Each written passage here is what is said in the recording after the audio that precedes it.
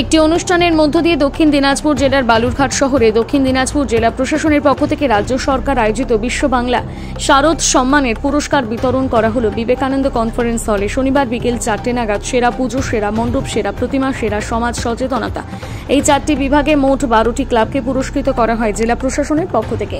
এই অনুষ্ঠানে উপস্থিত ছিলেন দক্ষিণ দিনাজপুর জেলার বালুরঘাট মহকুমার শাসক সুব্রত মণ্ডল, দক্ষিণ দিনাজপুর জেলা তথ্য সংস্কৃতি আধিকারিক আজিজুর রহমান, দক্ষিণ দিনাজপুর জেলার গঙ্গারামপুর মহকুমা তথ্য সংস্কৃতি আধিকারিক শুভায়ন হক সহ অন্যান্যরা।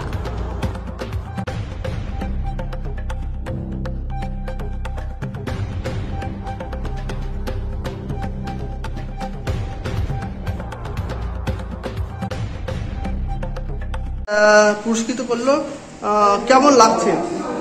এটা আমাদের খুবই গর্বের ব্যাপার। জেলার মধ্যে যে সেরা সমাজ সচেতনতা, তার মধ্যে আমাদের নামটা জেলা প্রশাসন 1 নম্বরে রেখেছে।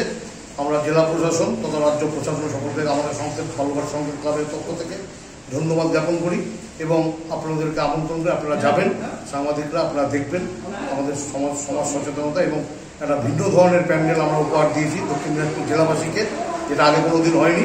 শুধু আমাদের জেলা না, সম্ভবত এটা উত্তরবঙ্গ প্রথম পালন করলে। আজকে আমাদের শারদ সম্মান যেটা দক্ষিণ দিনাজপুর জেলায় সেটা প্রদান করা হলো। কটা ক্লাব পুরস্কার পেলেন? টোটাল 12টা ক্লাব পুরস্কৃত হলো। কিরকম সাড়া পেয়েছেন? খুব অভূতপূর্ব সারা।